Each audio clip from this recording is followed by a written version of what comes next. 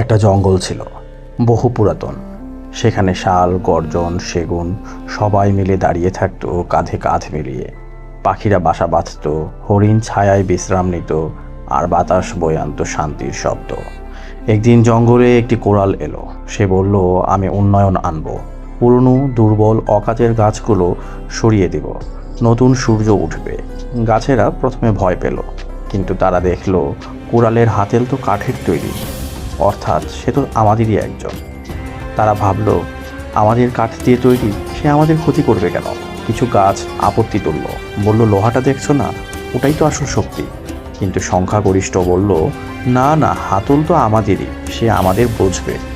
Vote হলো, coral জিতে গেল। তারপর একে একে গাছ পড়তে লাগলো, প্রথমে শুকনো গাছ, তারপর মাঝারি, শেষে সবল গাছগুলো। প্রতিবার পড়ার আগে তারা বলতো, হয়তো এটা প্রয়োজনীয় উন্নয়নের জন্য। শেষে যখন প্রায় পুরো জঙ্গল ফাঁকা, তখন একটা পুরনো বট গাছ ফিসফিস করে বলল, ভুলটা কোরালের নয়, ভুলটা ছিল আমাদের বিশ্বাসে। আমরা লোহার ধার দেখিনি, শুধু হাতলের পরিচয় দেখেছি। তারপর বাতাসও থেমে গেল।